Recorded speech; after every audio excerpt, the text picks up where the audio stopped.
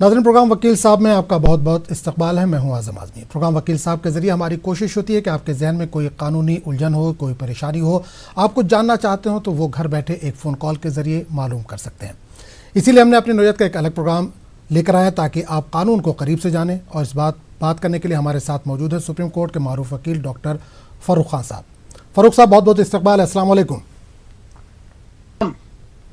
तो नाज़रीन, जी बिल्कुल, तो नाज़रीन आप इस प्रोग्राम में शिरकत कर सकते हैं। नंबर जो है वो टीवी स्क्रीन पर फ्लैश हो रहा है, आप उसको देखकर आप फ़ोन कर सकते हैं। वकील साहब हमारे साथ मौजूद है, फ़ारूक साहब हमारे साथ मौजूद है, आप सवाल कर सकते हैं। फ़ारूक साहब, शुरुआत जो करना चाहूँगा, यूपी गवर्नमेंट एक ऑर्डिनेंस लाने वाली है तब्दीली मज़हब को लेकर। आज सुबह ही खबर आई है, तब्दीली मज़हब को लेकर या दूसरे मज़ाहिब में जो शादी होती है, चाहे लड़का हो चाहे लड़की हो, तो हमारे कानून में इसकी क्या गुंजाइश है? दूसरे मज़हब से अगर कोई शादी करना चाहता है, इस ताल्लुक से क्या कानून है? वो हिंदू हो चाहे मुस्लिम हो, कोई भी या किसी भी मज़हब का हो। और दूसरे तब्दीली मज़हब, अगर कोई अपने मर्जी से मज़हब को तब्दील करना चाहता हो तो इसमें कानून की क्या गुंजाइश है? देखिए, अभी तक की जो पोजीशन है वो ये है कि जो भी एडल्ट हैं, दो एडल्ट जो बालिग हैं, जी हमारे जिनकी कानूनी एज होती है शादी की, वो किसी से किसी मजहब में, किसी धर्म में, किसी जात में शादी करना चाहें, एज लॉन्ग एज वो दोनों जो हैं वो एडल्ट हैं, तो कोई भी उनके ऊपर कार्रवाई नहीं की जा सकती है। वो फ्री हैं ऐसे वो शादी करने के लिए और साथ रहने के लिए। जहां तक रिलीजन को चेंज करने की बात है, कोई भी एडल्ट आदमी वो भी फ्री है अपने मजहब को चेंज करने के लिए। ये कॉन्स्टिट्यूशनल राइट्स हैं। और अनलेस की कोई उसमें एक्स्ट्रानियस फैक्टर हो कि कहीं कोई कंपल्शन हो या कोई अनड्यू इन्फ्लुएंस हो या कोई कोएर्जन टाइप की चीज हो, तो उसके अलावा और कोई मुश्किलात नहीं है। लॉ इस पे बिल्कुल सेटल्ड है।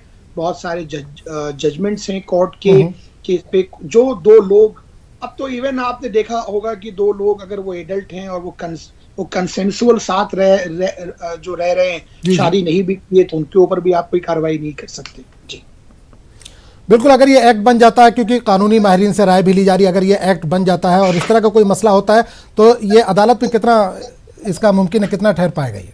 अब कानून का मसौदा पढ़ना पड़ेगा। मैंने अभी मेरी उधर निगाह नहीं गई है, और मुझे नहीं लगता कि अगर कोई चीज बेसिक कॉन्स्टिट्यूशनल फ्रेमवर्क को चेंज करने की अगर किसी भी कानून के तहत कोशिश की जाएगी तो वो कोर्ट, हाई कोर्ट या सुप्रीम कोर्ट में टिक पाएगी। वैसे माजी में भी पहले भी ऐसी बहुत सारी कोशिशें की गई हैं जिसमें कि कुछ कानून बनाए गए, लेकिन उसको सुप्रीम कोर्ट ने या मुख्तलिफ हाई कोर्ट्स ने उसको अल्ट्रा वायरस टू कॉन्स्टिट्यूशन करार दिया। तो हमें समझना होगा कि एक बड़ा इंपॉर्टेंट जजमेंट है। आप लोगों ने नाम सुना होगा, अभी उनकी कुछ दिनों पहले डेथ भी हुई, बड़े सीर थे वो, केशवानंदा भारती साहब का केस है, जिसमें सुप्रीम कोर्ट ने बड़ी थिन मेजॉरिटी से, लेकिन फुल बेंच सुप्रीम कोर्ट की, और उस पे ये हेल्ड किया गया कि जो बेसिक स्ट्रक्चर है कॉन्स्टिट्यूशन का, उसमें कोई तब्दीली नहीं की जा सकती है।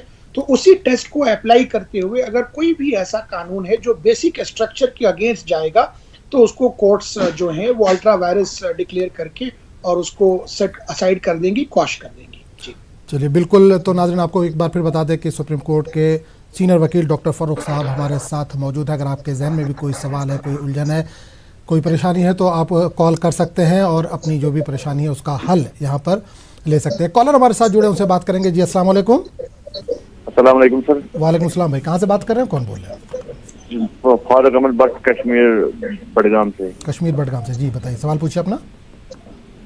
सर, मैं वकील साहब से पूछना चाहता हूँ, जो हमारा जम्मू एंड कश्मीर है ना सर, उसका स्टेटहुड मिल सकेगा वो कानूनी तरीके से? अच्छा जी, ये इनका एक जो सवाल है वो मैं आपके व्यूअर्स को ये बात फिर से आपकी इजाजत के साथ ये कहना चाहूँगा। हम लोग ये प्रोग्राम करते हैं कि जो किसी की कोई लीगल उलझन है, कोई कानूनी परेशानी है इंडिविजुअल लेवल पे, तो हम उस पर बात करते हैं। ये कोई जहां तक जो मैटर पॉलिसी लेवल को टच करते हैं, वो मैटर उस पर डिबेट की जा सकती है। उसके लिए इनको मैं रिक्वेस्ट करूंगा कि वो आपकी प्राइम टाइम डिबेट्स देखते रहें। वहाँ बहुत सारे अच्छे पैनलिस्ट आते हैं और उस पर बात होती है क्या है और क्या नहीं है। लेकिन मैं आपको इस बात का ये जवाब देता हूँ कि ये मैटर ऑलरेडी सुप्रीम कोर्ट में पेंडिंग है तो जो मैटर सुप्रीम कोर्ट में सब्जुडिस्ड है, पेंडिंग है, जो मुकदमा चल रहा है, उस पर कोई आउटसाइड डिस्कशन करना बेहतर नहीं होता, और सुप्रीम कोर्ट ये तय करेगी कि वो बेहतर फैसला था या वो बेहतर फैसला नहीं था। जी चलिए, बिल्कुल। एक और कॉलर हमारे साथ जुड़े, उनसे भी बात करेंगे। अस्सलाम वालेकुम जी। अस्सलाम वालेकुम। वालेकुम सलाम जी भाई, कहाँ से बात कर रहे हो, कौन कर रहे हैं? जी, महबूब नगर से बात कर रहा हूँ साहब मैं। महबूब नगर से। जी, सवाल पूछिए अपना भाई। मोहम्मद आबिद अली बात कर रहा हूँ। आबिद साहब जी, आबिद साहब सवाल पूछिए। जी, ये LRS क्या है मसला, उसके बारे में पूछा। LRS के ताल्लुक से जी चलिए, नहीं, बिल्कुल। क्या सवाल क्या है आपका? LRS यहाँ पे तेलंगाना गवर्नमेंट ने लैंड रेगुलराइजेशन के लिए एक स्कीम निकाली है, LRS, उसको उस ताल्लुक से कुछ जानना चाह रहे हैं। जी, मुझे पता है उसके बारे में। हाँ, तो लेकिन उसके वो क्या है, क्या जरूरी है या सवाल नहीं है, क्या उस है? ताल्लुक से कुछ जानना चाह रहे हैं। ये एक तेलंगाना सरकार की ये 2020 का ही आई थिंक ये लेआउट रेगुलराइजेशन स्कीम है, और इसमें उन्होंने वो सारी चीजें लेके आए हैं कि क्या क्या उसमें जो प्लान डेवलपमेंट है, अर्बन एरियाज का जो प्लान डेवलपमेंट वगैरह कुछ चीज़ों को लेके जो मास्टर प्लान वगैरह और मुख्तलिफ स्टेट्स में बनते हैं। तो ये एक एकेडमिक इशू है, कोई इसमें लीगैलिटीज की बात है, वो सवाल पूछे तो मैं शायद जवाब देने की पोजीशन में रहूंगा। जी, अच्छी बात। चलिए एक और कॉलर को शामिल करेंगे। एक कॉलर हमारे साथ और जुड़ गए हैं। जी, अस्सलाम वालेकुम। हेलो जी, अस्सलाम वालेकुम। वालेकुम सलाम। जी, कहाँ से बात कर रहे हैं, कौन कर रहे हैं? उड़ीसा से बात कर रही हूँ। उड़ीसा से। जी, बताइए, सवाल पूछिए। जी, उड़ीसा से बात कर रही हूँ। हमारी अम्मी की टीवी का वॉल्यूम थोड़ा सा कम करिए। टीवी की आवाज थोड़ा सा कम कर दीजिए। बिल्कुल कम है। ठीक है, सवाल कीजिए। ये हमारी अम्मी की प्रॉपर्टी है। अम्मी अकलौती लड़की है। अम्मी नानी की अकलौती लड़की है। तो हम 6 भैया और 3 बहनें हैं। तो 3 बहनें को छोड़कर भैया हमारी अम्मी की भाई कितने हैं? अम्मी की 3 बहन है, भाई 1 है। 6 है। नहीं, 6 भाई हैं, 6 भाई, 3 बहन है। ठीक है जी। अभी अम्मी होती है 90 की है। 90 उनके दिमागी हालत बहुत कमजोर है। इस वजह से आज को 7 महीने के पहले हमारे अम्मी को लेके जाकर अपने अम्मी की प्रॉपर्टी को मेरे भैया सब पावर अटेंड ले लिए हैं। तो उसमें हमको कुछ हिस्सा नहीं दिए, वो अपने 6 अपने आप ले लिए हैं। तो उसमें हम क्या करेंगे तीनों बहना? आपकी जो परेशानी है वो ये है कि आपकी वालदा की प्रॉपर्टीज हैं और उसपे आप जितने भाई बहन हैं उनकी तकसीम होनी है, और वो तकसीम शायद आपके भाई लोग नहीं करना चाह रहे हैं। ये अम्मी की पावर अटेंडी भाइयों ने अपने नाम करा लिया, ये कह रही है। हाँ, ठीक है, मैं समझ गया।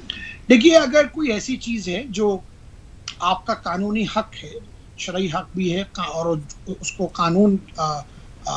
कानूनी अमल जामा भी है इंडियन शरीयत एक्ट के हिसाब से इनहेरिटेंस में, तो अगर कोई पावर अटॉर्नी वगैरह बना भी रखी है तो उसके लिए आप मुकदमा फाइल कर सकते हैं। और इन चीज़ों की जो वक्त है वो आप पहले भी करना चाहें पहले भी कर लें, या वालदा अल्लाह उन्हें और हयात दे, लेकिन उनकी ज़िंदगी के बाद भी आप कर सकते हैं। तो किसी पावर अटॉर्नी के बेसिस पे, या जो हमारे इनहेरिटेंस के कानून हैं उसमें जो वसीयत का कंपोनेंट है उसको बाहर निकालने के बाद, या जो अगर कोई मकरूज है, अगर उसका कर्ज पूरा करने के बाद वो जो प्रॉपर्टीज का डिवीज़न है वो कवानीन के तहत ही होंगे। उसमें कोई पावर अटॉर्नी बना ले या कुछ भी कर ले तो उससे चीज़ें होंगी नहीं। और अगर उस पावर अटॉर्नी के बेसिस पे सेल डीड वगैरह एग्जीक्यूट करा ली गई है, या गिफ्ट करा लिया गया है, हिबा जिसे हम कहते हैं वो करा लिया गया है, तो वो उसको भी आप चैलेंज कर सकते हैं और आप ये कोर्ट में प्रूव कर सकते हैं कि ये गलत है। पर ये डिपेंड करता है केस के फैक्चुअल प्रोपोजिशन पे। तो इसके लिए बेहतर ये है कि वो जो लोग आप लोग किसी अपने शहर के अच्छे सिविल लॉयर से मिले और उनसे जो भी डॉक्यूमेंटेशंस आपके पास हैं, जो भी वालदा की प्रॉपर्टीज़ हैं, उनको लेके आप मिले और उनसे आप राय मशवरा करके इस पर आप आगे की कानूनी कार्रवाई शुरू कर सकते हैं। चलिए, बहुत बहुत शुक्रिया। एक और कॉलर हमारे साथ जुड़े, उनसे बात करेंगे। जी, अस्सलाम वालेकुम। अस्सलाम वालेकुम। हेलो। अस्सलाम वालेकुम। हेलो जी, अस्सलाम वालेकुम। देखिए, आप बात कर सकता है क्या? हाँ, बिल्कुल बात कीजिए, आवाज़ आ रही है आपकी। अच्छा, अस्सलाम वालेकुम। वालेकुम सलाम। कई बार सलाम आ गया माशाल्लाह। अच्छा, कहाँ से बात कर रहे हैं आप? हम कतर से। अच्छा, कतर से बात कर रहे हैं। चलिए जी, सवाल कीजिए अपना। अच्छा देखिए, हमारा पिताजी ने दुबई का नाम में एक दुकान दे दिया है। हमारा पिताजी ने दुबई का नाम में एक दुकान दे दिया है। ठीक है,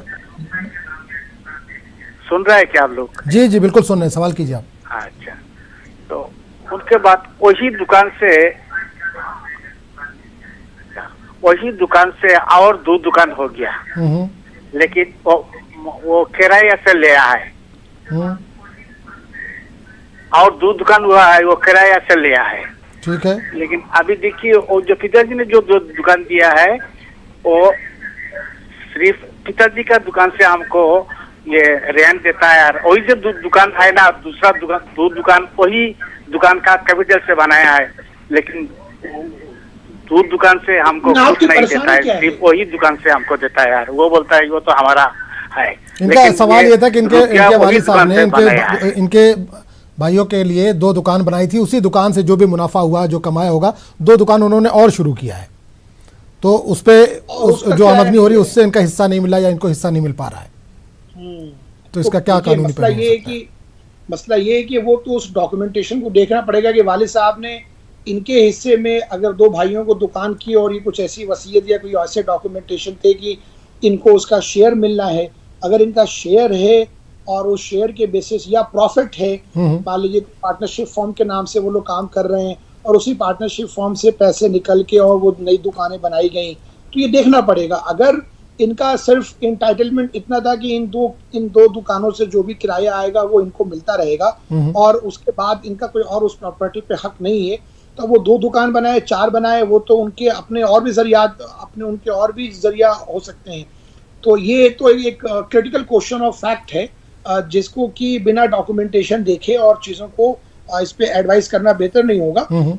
लेकिन जो एक्स फेशाई जो दिखता है वो ये दिखता है कि अगर ये इस प्रॉपर्टी पे मालिक हैं और वो एक कोई फैमिली कंसर्न में, एसोसिएशन ऑफ पर्सन में या पार्टनरशिप फॉर्म वगैरह के नाम पे काम कर रहे हैं और वो प्रॉपर्टियां भी पार्टनरशिप फॉर्म के नाम पे ली गई हैं या पार्टनरशिप फॉर्म के पैसे को इस्तेमाल करके अपने जाती नाम पे लेने की कोशिश की गई है, तो then he has a right, फिर इनका उस पर भी हक बनता है। जी चलिए, बहुत बहुत शुक्रिया। एक और कॉलर हमारे साथ जुड़ गए, उनसे बात करेंगे। हेलो, अस्सलाम वालेकुम। अस्सलाम वालेकुम। वालेकुम अस्सलाम। जी भाई, कहाँ से बात कर रहे हो, कौन कर रहे हैं? मैं वेस्ट बंगाल कोलकाता से बात कर रहा हूँ, शेख अब्दुल रहीम। जी, सवाल पूछिए अपना। सवाल ये बोलना था, मैं एक सरकारी मुलाजिम हूँ, central government United India insurance company, ठीक है, लिमिटेड।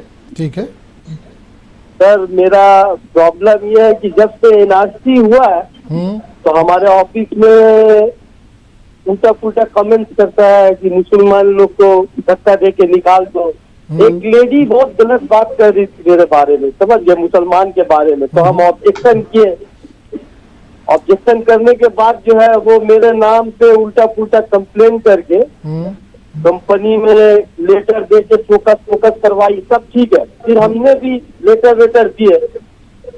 एक बैग देख रहे 30 बरस की जॉब में एक बैग कंपनी हमको ट्रांसफर कर दिया आपका? जी, ठीक है, ट्रांसफर कर दिया, लेकिन उसमें कोई रीजन नहीं दिया है किस लिए ट्रांसफर किया। हमसे भी पुराने मुलाजिम है, लेकिन एक बैग हमें ट्रांसफर करके कोई जगह भेज दिया। फिर हम अपने कोई लॉयर को पकड़े, वो लॉयर बता रहा है कि आपका तो कोई रीजन नहीं लिखा हुआ। तो हमने रीजन तो आप देखिएगा ना, क्यों ट्रांसफर किया है। इसी के लिए थोड़ा सा पूछना था भाई। आप गवर्नमेंट एम्प्लॉई हैं, सारे डॉक्यूमेंट्स हैं, तो फिर डरने की तो खैर मेरे ख्याल से जरूरत नहीं होगी।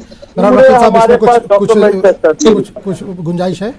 देखिए, इनके केस के 2 पहलू हैं। पहला पहलू ये है कि जो कुछ लोग जो सरपसंद लोग होते हैं इस तरह के कमेंट्स करते रहते हैं हर जगह हैं, और अगर ये उससे एग्रीव्ड हैं कि इनके ऊपर अगर कॉम्युनल हैट्रेड वाले कमेंट्स किए गए या हेट स्पीच की गई, तो उसके लिए ये मुकदमा फाइल कर सकते हैं। दफ़ा 153A है, 295 है, 295A है, IPC में ये मुकदमा है। इसके लिए इनको कानून का सहारा लेना होगा और मुकदमा फाइल करना होगा। ये पहले जाके पुलिस में फाइल करें, पुलिस मुकदमा दर्ज नहीं करती है तो ये कोर्ट दफ़ा 156(3) CRPC में जाके कोर्ट में भी ये मुकदमा फाइल कर सकते हैं। ये डायरेक्शन लेने के लिए कि इन पे FIR की जाए। अगर कोर्ट को लगेगा कि इनके बात में दम है और इनके पास एक्स फेशाई केस बनता है, प्रिमा फेसाई, तो इनका मुकदमा दर्ज हो जाएगा और जिन लोगों ने ये बदतमीजियां की हैं, एलिजेड जैसा ये कह रहे हैं, उनके ऊपर कानूनी कार्रवाई होगी। दूसरा पहलू है इनके ट्रांसफर का।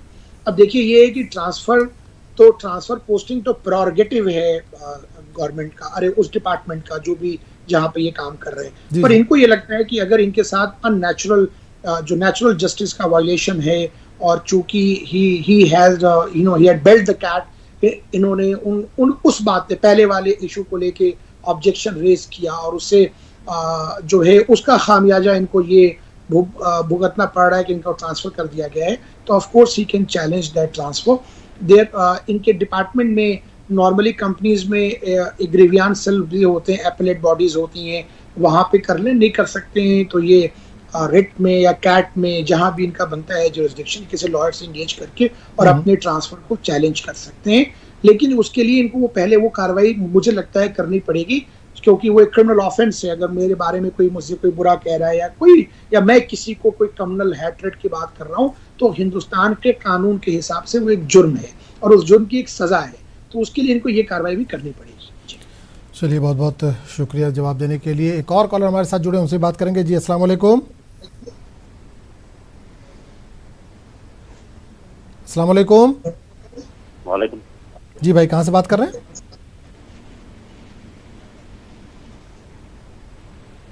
हेलो, आवाज आ रही है अब तक? हाँ आ रहा है जी, सवाल पूछिए अपना। हमारा मसला है, हम 15 साल से कैजुअल लेबर हैं। कहाँ पे हैं आप? हम बिजवाड़ा लिटिल डिवीजन से 15 साल से कैजुअल लेबर, ठीक है। कैजुअल हैं। हमारा जो फैमिली है ना, इस टाइम बहुत सफर कर रहा है, ठीक है। अब इंसाफ होना चाहिए। चलिए बिल्कुल इंशाल्लाह जवाब दिया जाएगा। नहीं, हम खाता है हिंदुस्तान का है, इंसाफ ही लोग देगा हमको, ठीक है ना सर? नहीं तो कैजुअल लेबर किस डिपार्टमेंट पे हैं आप? हम कैजुअल लेबर फॉरेस्ट डिपार्टमेंट में। फॉरेस्ट डिपार्टमेंट पे हैं? हाँ, 15 साल से काम कर रहे हैं, 20 साल से। ठीक है। परमानेंट नहीं हुआ है? तो ये तो परमानेंट नहीं किया गया आपको? कैजुअल पे ही? कुछ नहीं किया ना। पेमेंट महीने के बाद 1 महीना तनख्वाह छोड़ रहा है, फिर 5 महीने के बाद छोड़ता है 1 महीना। हम खाता हिंदुस्तान का, हम इंसाफ ही लोग करेगा। चलिए बिल्कुल बिल्कुल बताया जाएगा। तो वकील साहब, ठीक है ना सर? कैजुअल लेबर है, 15 साल से फॉरेस्ट मैं डिपार्टमेंट में, तनख्वाहों को लेकर भी परेशान है ये। हाँ, मुश्किलात हैं। देखिए कैजुअल लेबर के लिए जो है वो सुप्रीम कोर्ट का एक जजमेंट है जिसके तहत सेक्शन 2 सब क्लॉज 22 है या 23 है, जो ESI एक्ट का है, उसमें सुप्रीम कोर्ट ने ये कहा है कि जो कैजुअल एम्प्लॉइज हैं वो भी उसमें कवर्ड होंगे for the purpose of that ESI benefits, वो उसमें कवर्ड अप होंगे। और ये अभी सुप्रीम कोर्ट का एक रिसेंट जजमेंट है। पहले की किसी पोजीशन को सुप्रीम कोर्ट ने इसमें रीअफर्म भी किया है। तो अब जहाँ तक मामला है, ये 2016 का जजमेंट है, और जहाँ तक मामला है इनका कि अब कैजुअल लेबर और एम्प्लॉयमेंट रिलेटेड मैटर है। देखिए राइट टू एम्प्लॉयमेंट अनफॉर्चुनेटली कोई फंडामेंटल राइट तो है नहीं, तो अब ये एक मुश्किल का वक्त है इस वक्त जिसमें ये समस्याएं सबके साथ हैं। आप देख ही रहे हैं, आप लोग भी रिपोर्ट कर रहे हैं कि वाइट कॉलर जॉब्स भी जानना शुरू हो गई हैं, ब्लू कॉलर जॉब्स। जी जी बिल्कुल। तो हम लोग ये सब मिलके दुआ करें कि हमारा मुल्क इस मुसीबत से बाहर निकले और दोबारा चीज़ें जो हैं वो आए, और जो लोग जो सिविल सोसाइटी के लोग हैं अपने अपने शहरों में, वो भी इस बात का ख्याल रखें कि जो लोग परेशान हाल हैं हम उनकी, क्योंकि देखिए हर चीज़ पे सरकार की तरफ ही निगाह टिका के रखना जो है मुझे लगता है कि वो भी शायद गलत है। गलत ये है कि जिम्मेदारी ज़रूर सरकारों की होती है, लेकिन अगर सरकार के चक्कर में कोई आदमी भूखा मर जाए और वो हमारी आंखों के सामने, तो कहीं ना कहीं एक मोरल ऑब्लिगेशन तो हमारे ऊपर आती ही है। तो हमारी भी ये जिम्मेदारी है, हम सब शहरी की, जो भी हिंदुस्तान के शहरी हैं, कि जो लोग परेशान हाल हैं, नौकरियां चली गई हैं, उनकी खबर खैरियत लेते हैं, उनको जो मदद फराहम कर सकते हैं वो करते रहें, और उनकी जो एक दूसरे की मदद करने से चीज़ जो ज़िंदगी है वो आगे बढ़ती है। लेकिन सवाल इनका जैसे ये था कि 15 साल से कैजुअल लेबर हैं ये, लेकिन जब परमानेंट की बात आती है या कोई इस तरह की वैकेंसी आती है जिसमें परमानेंट करना हो, तो वहाँ पे दूसरे आदमी को भर्ती कर लिया जाता है। जो 15 साल से उसी पोस्ट पे काम कर रहा है वो अचानक बेरोजगार हो जाता है। देखिए, ये अभी आपने देखा होगा कुछ दिनों पहले उत्तर प्रदेश गवर्नमेंट ने कॉन्ट्रैक्चुअल एम्प्लॉयमेंट बिल्कुल गवर्नमेंट जॉब के लिए शुरू किया अभी। आप ये देख रहे हैं कि गवर्नमेंट ज्यादातर सरकारी नौकरियां खत्म होकर कॉन्ट्रैक्चुअल एम्प्लॉयमेंट की तरफ जा रहे हैं, राइट। हम लोग ये देख रहे हैं कि गवर्नमेंट ये प्रपोज कर रही है कि भाई जो लोग 50 साल के ऊपर के हैं या जो इनइफेक्टिव हैं, इनएफिशिएंट हैं, उनको वीआरएस दे दीजिए, घर भेज दीजिए। ये एक पॉलिसी लेवल के मैटर्स हैं। कोर्ट्स इंटरवीन करती हैं अगर कोई नेचुरल जस्टिस का वायलेशन है तो, पर कॉन्ट्रैक्चुअल एम्प्लॉयमेंट के मैटर में सुप्रीम कोर्ट जो है, अनफॉर्चुनेटली हम उससे मेरा अपना जाती मतलब डिसेंट है, लेकिन चूंकि लॉ ऑफ लैंड है तो we have to follow. Contractual employment के मैटर में सुप्रीम कोर्ट ये कहती है कि that is purely on the contractual basis. हाँ, अगर कोई नेचुरल जस्टिस का वायलेशन है, कहीं कोई नेपोटिज्म है, बायसनेस है, आप अपने केस को प्रूव कर सकते हैं कोर्ट के सामने कि भाई ये मेरे साथ ऐसा चीज़ें हुआ है और जिसको लाया गया है वो उसके पीछे कुछ और कोलैटरल रीजंस हैं, तो शायद कोर्ट इंटरवीन कर जाए। नॉर्मली सुप्रीम कोर्ट के रिपीटेड जजमेंट्स के बाद कोर्ट्स इंटरवीन करती नहीं है ऐसे मामलों में। देखिए, हमें ये भी समझना होगा कि हमारे जो सिस्टम है, जो हमारी डेमोक्रेटिक जो सेपरेशन ऑफ पावर्स है, एग्जीक्यूटिव का और जुडिशरी का और लेजिस्लेचर का, उसमें कोर्ट्स के अंदर कोर्ट्स को ये पावर नहीं है कि वो लेजिस्लेट करें। लेजिस्लेशन की जो पावर है, कानून बनाने की, नौकरियों को बनाने की, देने की, उसको रेगुलेट करने की, वो पावर हमेशा और हमेशा एग्जीक्यूटिव के यानी लेजिस्लेचर के पास ही और एग्जीक्यूटिव के पास है। कोर्ट्स तब इंटरवीन कर सकती हैं अगर उसमें कोई कॉन्स्टिट्यूशनल फ्रेमवर्क का कोई वायलेशन हो रहा है तो, क्योंकि अगर कोर्ट्स हर मसलों में अगर उसमें इंटरफेयर करने लगेगी तो फिर मुल्क गवर्नेंस करना मुश्किल हो जाएगा सरकारों के लिए भी। जी जी, तो चलिए प्रोग्राम को आगे बढ़ाते हैं, एक और कॉलर को शामिल करेंगे। अस्सलाम वालेकुम जी। अस्सलाम वालेकुम। वालेकुम अस्सलाम भाई, कहाँ से बात कर रहे हैं? जी, वो मैं शारजा से बात कर रहा हूँ। तो तेलंगाना में मैं वो घर के टैक्स के ताल्लुक से वकील साहब से बात करनी थी। हाँ बोलिए, सवाल कीजिए अपना। हाँ, सवाल ये है वकील साहब से कि जो है वो टैक्स अदा कर रही के सिलसिले में वो घर जो है हमारी वालदा के नाम है जी, तो ये नाम गलत आ गया है, हलीमा भी की जगह आमिना भी आया हुआ है। तो फिर मैंने उनसे कहा था भाई कि जब तक नाम सही नहीं आएगा फिर टैक्स नहीं बनेंगे।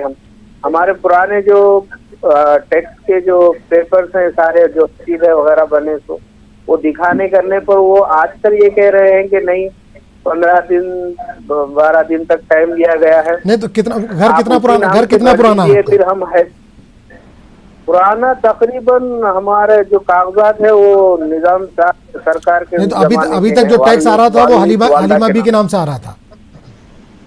हाँ, वही आ रहा था, लेकिन अब जो है ना आमिना भी आया तो वो नाम चेंज करके आप टैक्स ले लो। तो नहीं पहले इसी नाम से वो कर ले, फिर हम वो आगे हैदराबाद से वो करके आएगा। ये गाँव की बात कर रहा हूँ, आएगा बाद में वो कर देंगे। तो ये टैक्स बनना के नहीं बनना ये पूछना है बस। ठीक है, बिल्कुल बिल्कुल जवाब दिया जाएगा वकील साहब। मैं आपको ये सलाह दूंगा, आप बिल्कुल टैक्स भरें। अगर नाम गलत आ गया है, कोई टाइपोग्राफिकल मिस्टेक है, तो उसकी वजह से आप टैक्स ना रोकें। टैक्स रोकने की वजह से आप एक कोएर्सिव एक्शन डिपार्टमेंट ले सकता है।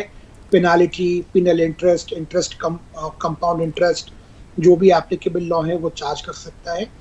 आप उनको पेपर जब आप टैक्स जमा करें उससे पहले आप उनको एक लिखित, एक रिटन एप्लीकेशन दें, उसमें अपनी पूरी बात बताएं कि साहब इसमें, और पुराने रिकॉर्ड्स भी लगाएं कि इसमें आपकी तरफ से रिकॉर्ड्स में गलती है, इसको सही करें।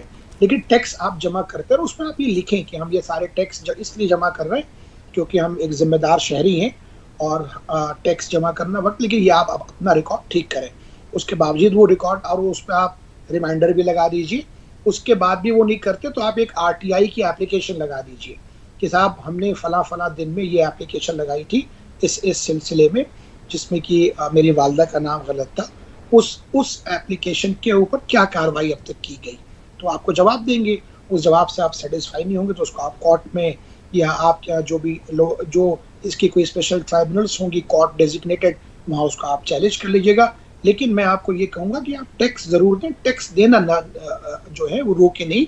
और अगर इस पर आप कोई और मज़ीद सलाह चाहते हैं, कोई और इशू है, तो फिर आप किसी लोकल लॉयर को कांटेक्ट करें ताकि वो आपके डॉक्यूमेंट्स को देख के आपको प्रॉपर्ली एडवाइस कर सके। जी चलिए, बहुत बहुत शुक्रिया इस जानकारी के लिए। एक और कॉलर को शामिल करेंगे। अस्सलाम वालेकुम। हेलो। अस्सलाम वालेकुम। वालेकुम सलाम। जी भाई, कहाँ से बात कर रहे हैं? साहब मैं राजस्थान सवाई माधोपुर से बात कर रहा हूँ। जी, सवाल पूछिए अपना। जी मेरे को अपनी बच्ची से मुताबिक कोई बात पूछना था वकील साहब से। बिल्कुल पूछिए, वकील साहब सुन रहे हैं आपकी बात। हाँ जी, इनके शोहर ने जो है आज के 2 साल पहले तलाक भेज दिया था। ठीक है। तकरीबन 2 साल हो गए। फिर हमने जो है उसको महिला थाने में केस दायर किया उनके खिलाफ, और वो चलते चलते जो है 1-1.5 साल में तो उनका जो है ना वो खर्चा बना है मंथली। अब उसके बाद से जो है दहेज का भी हमने उनसे कुछ लिया नहीं, अभी तक कुछ दिया नहीं उन लोगों ने। तो उसका दहेज का और उसके जो सामान का, उसकी मेहर का, इज्जत का, सब चीजों का जो है हमने उसको ऊपर वो क्लेम किया है। अब उन लोगों ने उसको जो है मुलजिम तो मान लिया, कोर्ट से हमने उस पर FIR लगा दी थी उन लोगों ने, पुलिस वालों ने, तो वो खुलवा के हमने जो है, और कोर्ट ने उसको मुलजिम भी मान लिया और उसका खर्चा भी बांध दिया। लेकिन अब जब से ये लॉकडाउन चल गया, 6 महीने हो गए इस बात को, ठीक है, तो अब वो लोग कुछ कर नहीं रहे उसके ऊपर। और हमारा वकील भी जो है बोलता भाई अब कुछ नहीं कर सकते हैं, क्योंकि अभी लॉकडाउन लगा हुआ है, ना तो उनसे वसूली हुई हमारी और ना कोई अब बात चल रही है, वो तारीखें चल रही है आगे से आगे। अब 2 साल हो गए तकरीबन इस बात को, क्योंकि मैं ये चाहता हूँ कि भाई मैं फ्री हूँ और अपनी बच्ची का जो है जहाँ भी मेरे को करना है तो उसको अपनी जिम्मेदारी से फ्री होकर उसको जो विदा करूँ। तो इसके लिए क्या कोई रास्ता है ताकि मेरे को जल्दी जो है से छुटकारा मिले? चलिए, बिल्कुल इसका जवाब दिया जाएगा। फारूक साहब, वक्त हो चला एक छोटे से ब्रेक का। ब्रेक के बाद लौटेंगे तो इंशाल्लाह इनका जवाब दिया जाएगा, जो आपके सवालों के जवाब दे रहे हैं। फारूक साहब, ब्रेक पे जाने से पहले हम बात कर रहे थे राजस्थान के एक साहब का जो कॉल आया था, तलाक का मसला, उनकी बेटी की तलाक का मसला है। 2 साल पहले तलाक हो गया, नानो नफका का कुछ शायद मसला है, 6 महीने से नहीं मिल पा रहा है। जी देखिए, ऐसा है कि मैं उनकी बात समझ गया। उनका शायद दहेज वगैरह का मुकदमा किया होगा 498A वगैरह का, और उन्होंने डोमेस्टिक वायलेंस किया होगा या 125 CRPC मेंटेनेंस के लिए जो है वो किया होगा। उस पर कोई इंट्रीम मेंटेनेंस या फाइनल मेंटेनेंस कोर्ट ने तय कर दी है, और अभी वो उनका ग्रीवियांस ये है कि वो 5-6 महीने में शायद पैसे नहीं मिल रहे, कुछ हो नहीं पा रहे। देखिए, ये मुश्किलात है।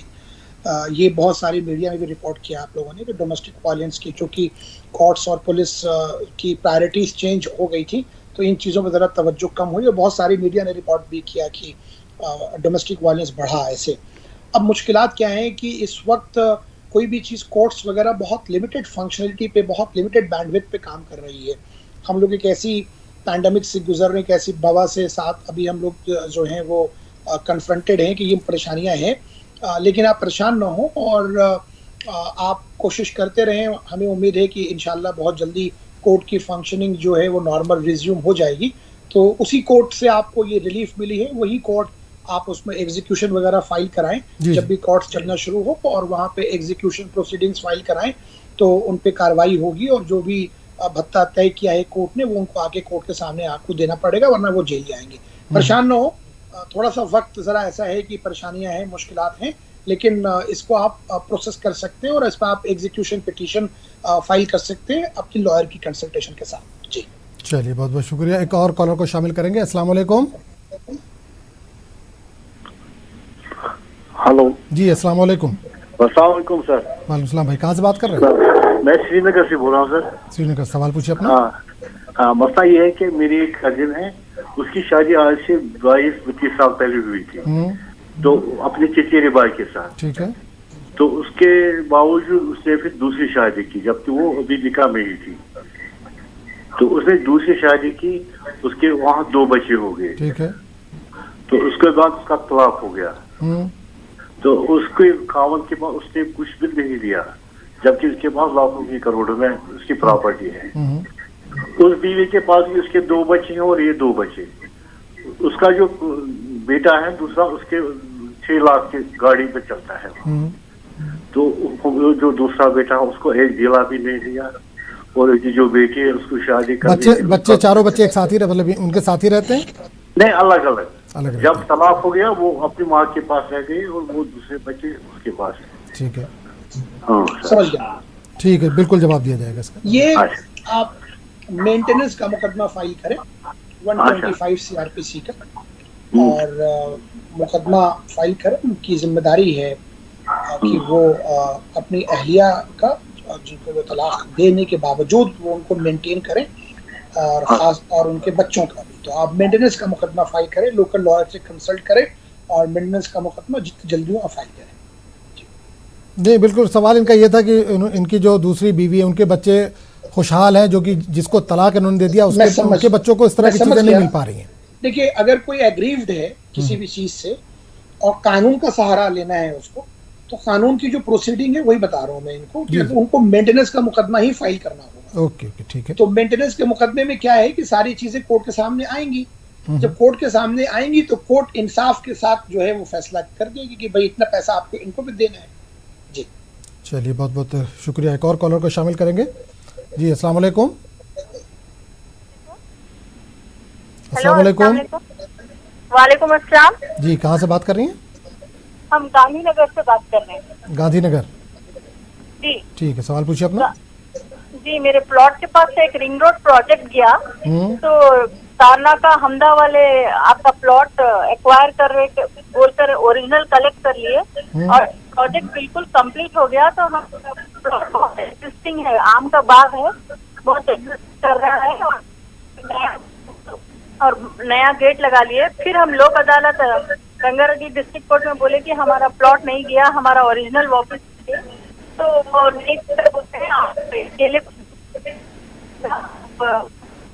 की आवाज साफ नहीं आ रही। आवाज नहीं आ रही है। इनका कहना था कि रिंग रोड निकल रहा था तो इनका प्लॉट भी उसके जद में आ गया था।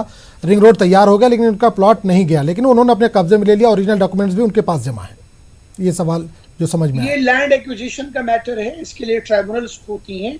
अगर गवर्नमेंट ने एक्वायर कर लिया था और इनको मुआवजा दे दिया, और अब तो जजमेंट ये भी सुप्रीम कोर्ट का आ गया रिसेंट, अभी लॉकडाउन में ही आया कि अगर मुआवजा जमा भी करा दिया ट्रेजरी में तो वो एक्विजिशन वैलिड मानी जाएगी। हो सकता है कि गवर्नमेंट ने एक्विजिशन जिस पर्पस के लिए किया वो पर्पस अभी इस्तेमाल ना, तो उसको आप चैलेंज कर सकते हैं। लैंड एक्विजिशन के रिलेटेड मैटर्स नॉर्मली ट्राइब्यूनल्स होती हैं, वहाँ आपको मुकदमा फाइल करना होगा, अपने ग्रीवियंसेस को कोर्ट के सामने लाना होगा, बताना होगा कि इसमें ये परेशानियां हैं, और सारी फैक्चुअल एनालिसिस को देखने के बाद अगर वो एक्विजिशन गलत होगा और वो एक्विजिशन जो कानूनी जो टेस्ट है उसको पास नहीं करेगा तो कोर्ट उसको रद्द भी कर सकती है, और अगर आपके मुआवजे में कोई परेशानी होगी तो कोर्ट उसको भी एंटरटेन कर सकती है। जी चलिए, बहुत बहुत शुक्रिया। एक और कॉलर को शामिल करेंगे। जी अस्सलाम वालेकुम। हेलो। अस्सलाम वालेकुम। हेलो। जी अस्सलाम वालेकुम। वालेकुम अस्सलाम रहमतुल्लाह बरकातहू। जी भाई, मैं कोलकाता से कह रहा हूँ सर। जी बोलिए, सवाल पूछिए। थोड़ा देरी आगे हमने बात किया सर, मैं हमारा फोन कट गया, हम बहुत परेशान है सर। हम सेंट्रल गवर्नमेंट में जॉब कर रहे थे, कुछ ऐसा वाकया में वो ट्रांसफर हमें कर दिया।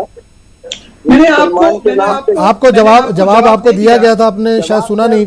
आप दोबारा इस प्रोग्राम की रिकॉर्डिंग सुनेंगे बाद में तो आपको आपका जवाब मिल जाएगा। जी आपको पूरा जवाब दिया था, पूरा जवाब दिया गया था। यूट्यूब पे ये प्रोग्राम अपलोड भी होता है, उस पर भी आप जाके एक बार देख लीजिए। पूरा जवाब आपका दिया गया है, कैसे कैसे आपको क्या करना है। एक और कॉलर को शामिल करेंगे। जी अस्सलाम वालेकुम। अस्सलाम वालेकुम। हेलो, अस्सलाम वालेकुम। वालेकुम अस्सलाम। भाई कहाँ से बात कर रहे हैं? सर मैं डोडा से बात कर रहा हूँ सर, आशिक हुसैन मेरा नाम है। डोडा कश्मीर। जी बिल्कुल, सवाल पूछिए। सर मेरा वकील साहब से एक ही सवाल है सर। जी सवाल पूछिए। सर मेरा वकील साहब से सर एक ही सवाल है सर, मैंने उनसे पूछना था कि एक मकान के आगे से दूसरे मकान का कितना रास्ता होना चाहिए। मेरे मकान के आगे से सर दूसरे का पुराने जमाने का मकान बना हुआ सर। तो सर उस जो दूसरे का मकान था उसने सर उसको पूरा निस्को नाबूद कर दिया। अब उसको अंडर रूल कानूनी तरीके से मैं बोल रहा हूँ कि यार 6 फुट का रास्ता दे, लेकिन सर मुझे रास्ते देने से इनकार कर रहा है। तो सर यहाँ पर बदकिस्मती से सर जो गुंदों में SDM वगैरह है सर, वो इनका अपना है और इनकी बहुत ज्यादा सपोर्ट कर रहा है। तो आपके घर के जाने के लिए अभी कितना रास्ता है, उसमें कितनी चौड़ाई है उसकी? सर उसकी अभी 3 फुट चौड़ाई है, जो सर मुझे अपना है। अब मैं उनसे बोल रहा हूँ कि जो अंडर रूल मेरा 6 फुट का रास्ता बनता है, तो आप मुझे 6 फुट रास्ते। चलिए बिल्कुल जवाब दिया जाएगा। जी वकील साहब, इसमें कुछ कानूनी, देखिए रास्ते का मामला ये है कि वो देखना पड़ेगा कि वहां जमीन में रास्ता कितना निकला हुआ है। जब आप नक्शा लेके बैठेंगे तो देखेंगे, जैसा ये कह रहे हैं कि रास्ता 6 फुट निकलता है, पर 3 फुट का ही रास्ता दिया हुआ है और बाकी वो इंक्रोच किया हुआ है। तो आप और अगर आपने अपनी कंप्लेंट एसडीएम के यहाँ फाइल की हुई है, उस पर कोई कार्रवाई, तो आप कोर्ट जाएं, इंजेंक्टिव रिलीफ लें कोर्ट से, और इस पे बिल्कुल होगा। अगर वो रेवेन्यू, वो रास्ता है, नक्शे में वो रास्ता दिख रहा है, उस पर कोई इंक्रोच करता है, तो उसको आप चैलेंज करें। एसडीएम नहीं सुनते तो आप डीएम के यहाँ जाएं, डीएम नहीं सुनते आप कोर्ट जाएं और आप मुकदमा फाइल करें इसमें। जी चलिए बहुत बहुत शुक्रिया। प्रोग्राम को आगे बढ़ाएंगे, एक और कॉलर को शामिल करेंगे। जी अस्सलाम वालेकुम। बोलिए सर। जी सवाल पूछिए अपना। हेलो जी कहाँ से बात कर रहे हैं? मेरा नाम मंजूर अहमद है। जी मंजूर साहब सवाल पूछिए। कश्मीर से बोल रहा हूँ, श्रीनगर से। जी जी सवाल पूछिए अपना। मेरे पास एक प्लॉट है जो खालसा सरकार है। एक प्लॉट है? एक प्लॉट है मेरे पास, लेकिन वो कागजों में लिखा है खालसा सरकार। हेलो। जी जी जी सवाल कीजिए। 50-60 साल से वो मेरे कब्जे में है। उससे धान की खेती वगैरह होती थी। जी जी। तो क्या मैं उसमें कुछ बना सकता हूँ, दुकान या मकान? क्या तो नहीं, डॉक्यूमेंट्स आपके नाम का है? डॉक्यूमेंट मेरे नाम का है, कब्जा मेरे नाम का है पिछले 50 साल से। और जमीन भी मेरे पास है, कब्जे में है, दीवार बंद है उसके करीब 50 साल से। जमीन है खालसा सरकार। ठीक है, मैं समझ गया जी। मैं मतलब जी बिल्कुल जवाब दिया जाएगा। जी वकील साहब, अगर आप किसी प्रॉपर्टी पे काबिज हैं और उस पे आप, जैसा आप कह रहे हैं 50 साल से आप काबिज हैं और आप उस पे उसके जो टैक्स वगैरह हैं वो आप पे कर रहे हैं, तो वैसे भी वो आपका right to adverse position create हो जाता है। तो एज लॉन्ग एज आप उसमें उसका आपका पोजीशन वैलिड है और अब आप उस पर डिक्लेरेशन चाहें तो ले लें। अब तो राइट टू एडवर्स पोजीशन में पहले तो निगेटिव में, अब सिर्फ आप डिफेंस में लेके आ सकते थे, अब तो सुप्रीम कोर्ट ने कह दिया कि आप इसको पॉजिटिव कॉवेनेंट में भी लेके आ सकते हैं। तो आप उस पर अब उसकी सैंक्शनिंग, जोनिंग के हिसाब से आप कंस्ट्रक्शन कर सकते हैं, नहीं कर सकते हैं, दुकान बना सकते हैं, घर बना सकते हैं, ये तो आपके लोकल बाई लॉज पे डिपेंड करता है। जहां तक बात आपके टाइटल की और पोजीशन की है, तो आपके पास जितने साल के भी दस्तावेज हैं कि आप इतने सालों से काबिज हैं जमीन पे और आप इसके सारे आप इसके निगहबानी कर रहे हैं और आप इस पे पीसफुल पोजीशन पे हैं, उन और आपने जो टैक्सेस वगैरह जमा किए हों, वहाँ पे जो भी आपके डॉक्यूमेंट्स हों इस कॉन्टेक्स्ट में, उन सबको लेके आप एक अच्छे सिविल लॉयर से मिल लीजिए अपने शहर में और उनसे राय लेके और वहाँ की जोनिंग वगैरह के हिसाब से देख के आपको जो काम करना है आप कीजिए। लेकिन अगर आपका टाइटल और पोजीशन डिस्प्यूटेड है, गवर्नमेंट उस पर अपनी ओनरशिप क्लेम करती है, जो भी प्राइवेट एंटिटी गवर्नमेंट या प्राइवेट एंटिटी कोई ओनरशिप क्लेम करती है और उस पर कोई पहले कोई लिटिगेशन रहा हो, कोई मुकदमा रहा हो, तो फिर वो चीज़ कोर्ट तय करेगी कि उसका मालिकाना हक किसके पास है। और अगर मालिकाना हक आपके पास आता है तभी आप उस पर कोई काम कर सकते हैं। अगर आप वो मालिकाना हक नहीं आता है, आप कोई काम करते हैं, तो वो गैर कानूनी माना जाएगा। खान साहब मारूफ वकील सुप्रीम कोर्ट मौजूद है जो आपके सवालों के इस वक्त जवाब दे रहे हैं। प्रोग्राम को आगे बढ़ाएंगे, कॉलर को शामिल करेंगे। जी अस्सलाम वालेकुम। मेरा एक सवाल है आपसे। बिल्कुल कीजिए। हमारे बहन के ससुराल वाले प्रॉपर्टी, बहन के ससुराल में। जी जी सवाल कीजिए। हाँ, बहन के ससुराल में प्रॉपर्टी का, ससुराल का प्रॉपर्टी है ना, वो 2 बहनें ले ली, बहनें मेरे को कुछ नहीं दे रही, भाई का हिस्सा नहीं दे रही। बहनों ने ले लिया, भाई का हिस्सा नहीं मिल रहा है। भाई का हिस्सा नहीं है, आप वो बहनें खुद ले ली। और हाँ, इसके बारे में जरा पूछना। चलिए बिल्कुल इंशाल्लाह बताया जाएगा। तो वकील साहब, बहन का सवाल था कि उनकी बहन के ससुराल में भाई को हिस्सा नहीं मिला, उनकी जो 2 बहनें हैं उन्होंने हिस्सा ले लिया, भाई को हिस्सा नहीं मिला है। ये कॉम्प्लिकेटेड क्वेश्चन ऑफ फैक्ट है। कैसे हिस्सा बटा, किससे आया, कैसे इंस्ट्रूमेंट ट्रांसफर हुआ। तो इन देखिए ऐसी चीज़ों के लिए हमने पहले भी आपके प्रोग्राम में कई बार आपके लोगों को बताया है कि हम लोग एक जनरल ओवरव्यू दे सकते हैं। उसकी वजह यह है कि एक लॉयर के लिए, एक वकील के लिए बिना डॉक्यूमेंट्स को देखे हुए कोई भी कंक्रीट एडवाइस देना नेक्स्ट टू इम्पॉसिबल है। जैसे डॉक्टर बिना कोई किसी को रिमोटली तो सर्जरी कर नहीं सकता, तो हम लोग एक जनरल ओवरव्यू दे सकते हैं कि इसमें कानूनी प्रोविजंस क्या है और आप किन किन चीज़ों को एक्सप्लोर कर सकते हैं। इस प्रोग्राम के तहत अवेयरनेस है। तो अगर कोई मामला ऐसा है कि जहाँ पे इनको लगता है कि ना इनके साथ जो है वो हक तलफी हुई है और जो भी हिस्सा इनको मिलना था या जो उनके भाई को मिलना था या उसमें कोई भी शेयर में जो है वो इशू है, तो कैसे वो जनरेट हुआ, कहाँ गया, किसके पास गया, कौन काबिज है, मालिक कोई और है, कब्जे में कोई और है, ये चीज़ें डिपेंड करती है फैक्चुअल इवैल्यूएशन और एनालिसिस पे। तो ऐसे मामलात के लिए मैं हमेशा ये रिकमेंड करता हूँ कि आप सारे दस्तावेज लेके और आप अपने शहर के, अपने कस्बे के जो भी अच्छे सिविल के लॉयर हों, दीवानी वकील हों, उनसे मिलें, उनसे पूरे डॉक्यूमेंट्स दिखाएं, उनसे एडवाइस लिखाएं, आप एडवाइस लें। मैं आपको एक बात ज़रूर एश्योर कर सकता हूँ कि अगर आपके साथ हक तलफी हुई है, अगर आपके साथ कोई भी जो है वो नाइंसाफ़ी हुई है, तो हमारे कानून में इतनी प्रोविजंस हैं हर चीज़ के लिए कि कोर्ट आपको इंशाल्लाह इंसाफ दिलाएगी। बिल्कुल साहब, चलिए बहुत बहुत शुक्रिया डॉक्टर फ़ारूक साहब हमारे प्रोग्राम में शिरकत करने के लिए। तो नाज़रीन, डॉक्टर फ़ारूक साहब हमारे साथ मौजूद थे जो आपके सवालों के जवाब दे रहे थे। प्रोग्राम को आगे बढ़ाएंगे। MIM सदर असदुद्दीन अवैसी इस वक्त प्रेस कॉन्फ्रेंस कर रहे हैं। बिहार असेंबली इंतखाबात को लेकर वो प्रेस कॉन्फ्रेंस कर रहे हैं। ये आपको सीधे वहीं ले चलते हैं।